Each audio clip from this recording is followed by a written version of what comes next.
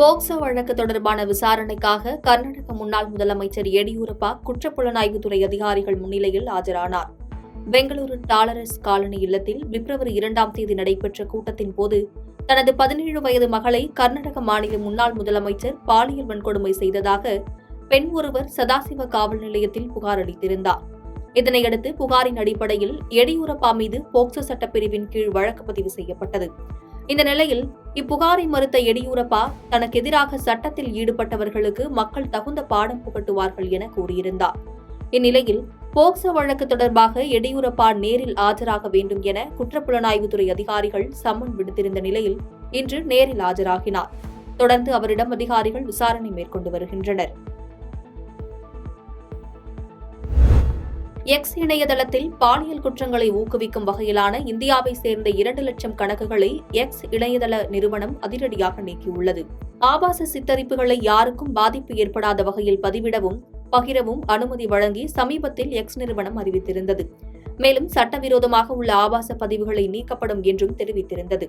இந்நிலையில் குழந்தைகளுக்கு எதிரான பாலியல் உணர்வுகளை ஊக்குவித்தல், ஒருவரை ஆபாசமாக சித்தரித்து புகைப்படம், வீடியோவினை பதிவிடுதல் உள்ளிட்ட செயல்களில் ஈடுபட்ட இந்தியாவை சேர்ந்த 2,29,935 கணக்குகளை எக்ஸ் வலைதளம் நீக்கியுள்ளது. மேலும் நாட்டில் தீவிரவாதத்தை ஊக்குவித்தது தொடர்பான குற்றச்சாட்டின் காரணமாகவும் 967 கணக்குகள் நீக்கப்பட்டுள்ளன. மேற்குவங்க மாநிலத்தில் நிகழ்ந்த ரயில் விபத்தில் உயிரிழந்தவர்களின் குடும்பத்திற்கு 2 லட்சம் ரூபாய் நிவாரணம் வழங்கப்படும் என பிரதமர் மோடி தெரிவித்துள்ளார்.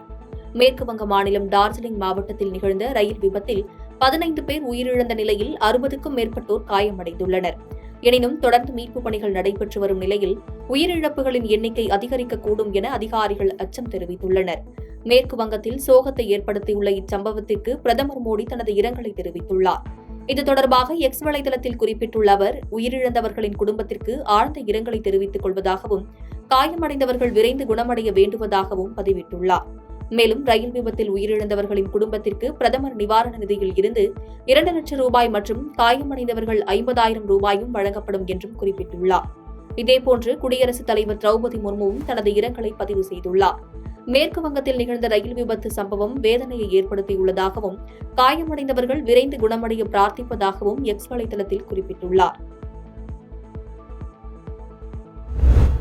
சாதி, ஆணவ படுகொலைகள் அதிகம் நடக்கும் மாநிலமாக தமிழ்நாடு இருந்து வருவதாக மார்க்சிஸ்ட் கம்யூனிஸ்ட் கட்சி மாநில செயலாளர் கே. பாலகிருஷ்ணன் குற்றம் சாட்டியுள்ளார்.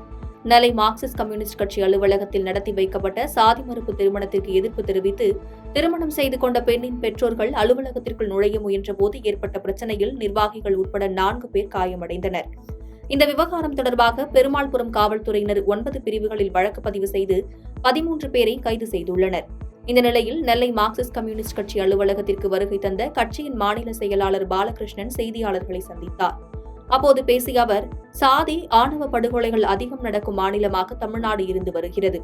எனவே நடைபெறும் சட்டமன்ற கூட்டத்தொடரில் ஆணவ படுகொலை தடுப்புச் சட்டத்தை அரசு இயற்ற நடவடிக்கை எடுக்க வேண்டும் என வலியுறுத்தி பேசினார்.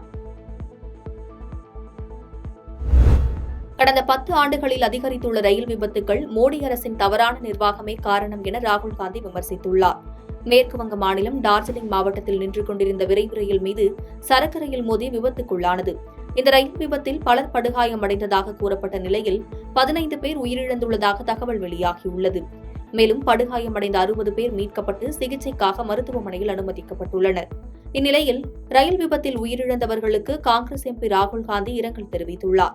இதுகுறித்து ராகுல் காந்தி தனது எக்ஸ் பக்கத்தில், கடந்த 10 ஆண்டுகளில் அதிகரித்துள்ள ரயில் விபத்துக்கள் மோடி அரசின் தவறான நிர்வாகத்தின் மற்றும் அலட்சிய போக்கின் நேரடி விளைவாகும். இதனால் தினசரி பயணிகளின் உயிர் மற்றும் உடைமை இழப்பு ஏற்படுவதாக விமர்சித்து பதிவிட்டிருந்தார்.